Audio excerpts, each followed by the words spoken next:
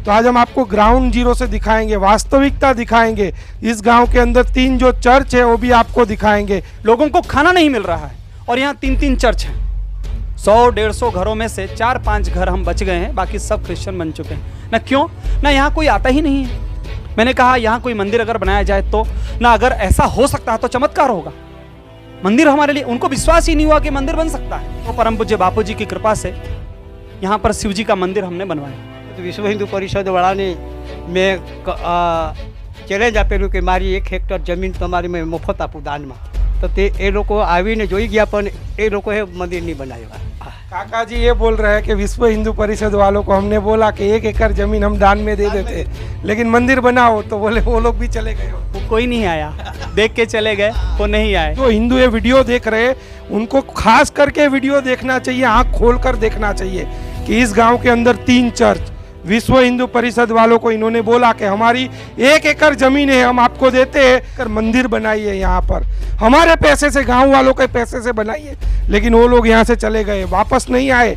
बापू के भक्तों ने 1 भी रुपया नहीं लिया गांव वालों से, और बापू के भक्तों ने यहाँ शिव मंदिर की स्थापना की।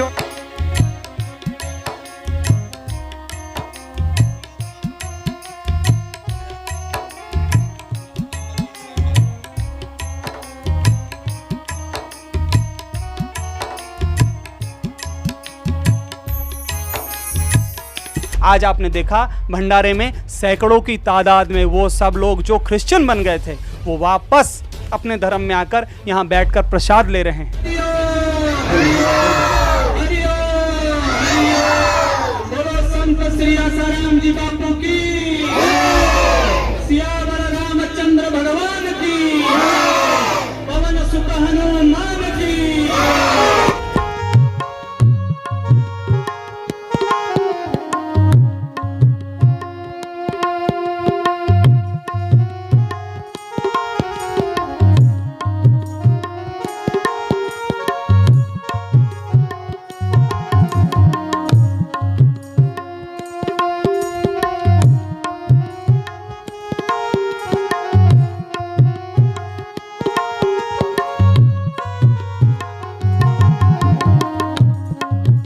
वास्तविकता यही है कि ये जो डांग जिला है गुजरात का, महाराष्ट्र और गुजरात के बॉर्डर में है।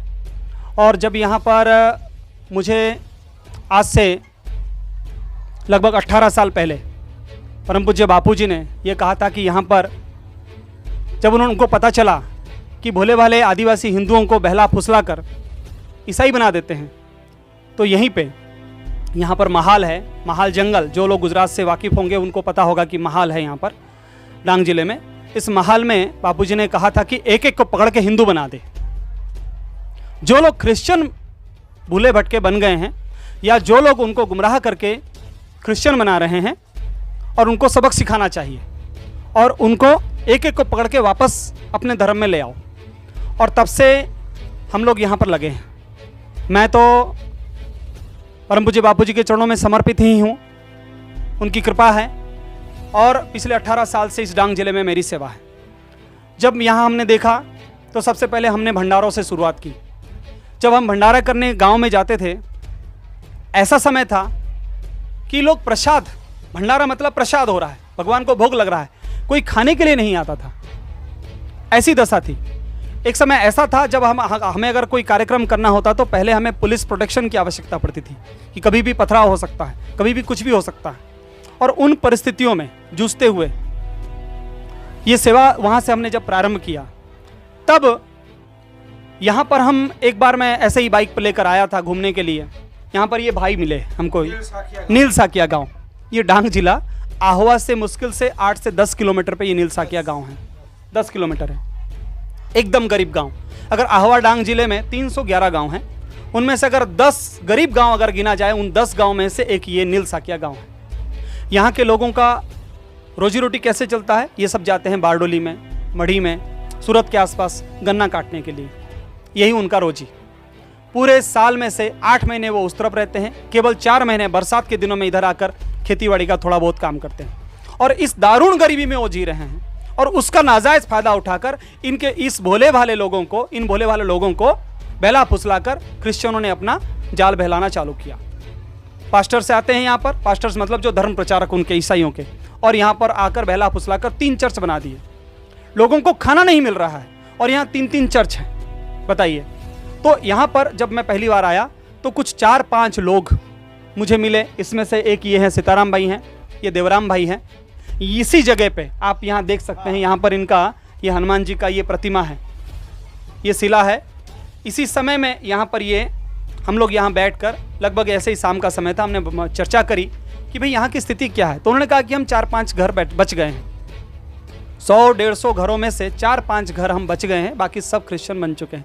ना क्यों, ना यहाँ कोई आता ही नहीं है, कोई संगठन नहीं आता। आह्वा से सिर्फ 10 किलोमीटर दूर, और ये आज से 15 साल पहले की मैं बात कर रहा हूँ, यहाँ कोई नहीं आता। हम क्या करें, हम कुछ हमारे पास मंजीरा है 2-4, एक ढोलक है वो भी अब फट रहा है, उसको लेके हम हर शनिवार को यहाँ हनुमान जी के पास आकर भजन कीर्तन करते हैं। मैंने कहा यहाँ कोई मंदिर अगर बनाया जाए तो ना, अगर ऐसा हो सकता है तो चमत्कार होगा। मंदिर हमारे लिए, उनको विश्वास ही नहीं हुआ कि मंदिर बन सकता है। तो परम पूज्य बापू जी की कृपा से यहाँ पर शिव जी का मंदिर हमने बनवाया। इसमें हमारे जो परम पूज्य बापू जी के भक्त हैं, जब दिन उद्घाटन था, आपको आश्चर्य होगा जानकर, जब ये बात फैली सूरत में, तो वहां के स्वामीनारायण के भक्त जो हमारे साधकों से काफी मित्रता रखते हैं, उनके परिवार के संबंधी भी है, वो सब आ गए।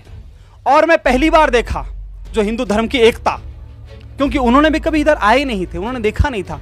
जब प्राण प्रतिष्ठा करना था मूर्ति का, तो सबसे पहले पूरे गांव में मूर्ति को घुमाया गया, लारी में छोटी सी एक रथ बनाकर।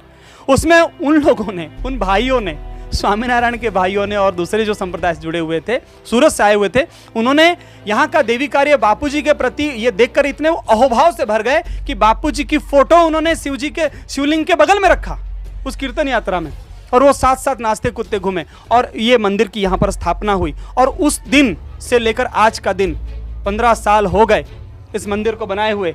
और यहाँ पर उस समय केवल 5 परिवार जो हिंदू के थे, और उनके माध्यम से हिंदू ये जो मंदिर बना था, आज आपने देखा भंडारे में सैकड़ों की तादाद में वो सब लोग जो क्रिश्चियन बन गए थे, वो वापस अपने धर्म में आकर यहाँ बैठकर प्रसाद ले रहे हैं।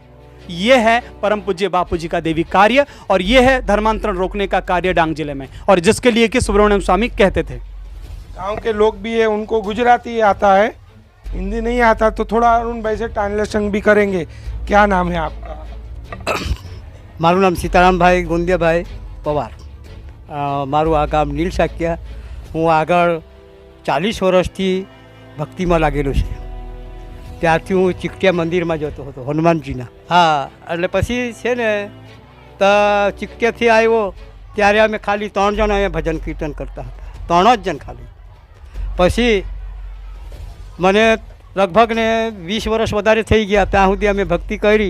હવે અરુણભાઈ આવ્યા અને પૂછતા ને કહે કે આ બાજુ કોઈ આવે કે નહીં આવે, કોઈ મંદિરની વાત કરે કે નહીં કરે, પણ કોઈ અહીંયા આવે નહીં. એક વખત વિશ્વ હિન્દુ પરિષદવાળાને મેં ચેલેન્જ આપેલું કે મારી 1 હેક્ટર જમીન તમારી મેં મફત આપું દાનમાં. તો તે એ લોકો આવીને જોઈ ગયા, પણ એ લોકોએ મંદિર નહીં બનાવ્યા. પછી काका जी ये बोल रहे हैं कि विश्व हिंदू परिषद वालों को हमने बोला कि 1 एकड़ जमीन हम दान में दे देते, लेकिन मंदिर बनाओ, तो बोले वो लोग भी चले गए। वो कोई नहीं आया, देख के चले गए, वो नहीं आए। हाँ, चले गए और ये निकली गया. પછી હવે અરુણભાઈ આવ્યા, એ અમને ગામમાં મળવા આવ્યા. એ પેલા એક છોકરાએ કીધું કે ત્યાં જાઓ તમે ને તેને મળો. પછી અમે એને મળ્યા, અહીંયા ચર્ચા કરી કે અહીંયા મંદિર બનાવવા જેવું જગ્યા છે કે નહીં. મૂકું અરુણભાઈને મેં કીધું કે જગ્યા આ દેવની જ જગ્યા છે. લગભગ 22 આરિયા છે આ જમીન, આ દેવસ્થાનની જ જગ્યા છે, એટલે અહીંયા તમે મંદિર બનાવો. વાત કરી ને પછી અહીંયા બાપુજીના આશીર્વાદ પર મંદિર થઈ ગયું. 1 एकड़ जमीन आपकी पड़ी कि नहीं? નહીં, પછી એ આવીને જોઈને નીકળી तो ગયો. बापू के भक्तों ने नहीं, रुपया भी नहीं लिया। अरुण भाई, बापू के भक्तों ने ली क्या 1 एकड़ जमीन? नहीं, बिल्कुल नहीं, 1 रुपया नहीं.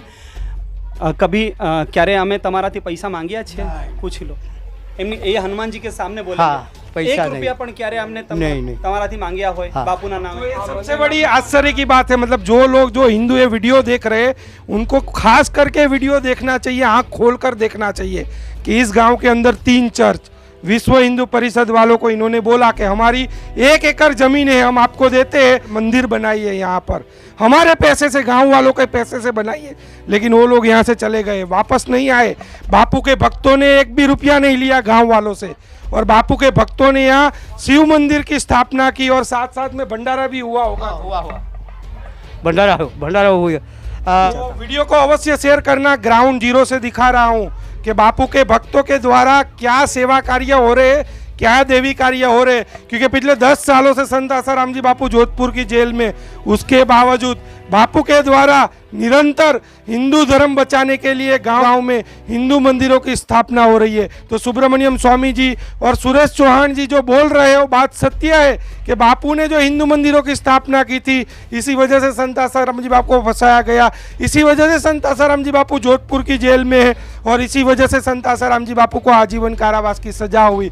उसके बावजूद भी आज भी मतलब निरंतर संत आसाराम जी बापू के भक्तों के द्वारा निरंतर हिंदू धर्म बचाने के लिए वही कार्य जारी है।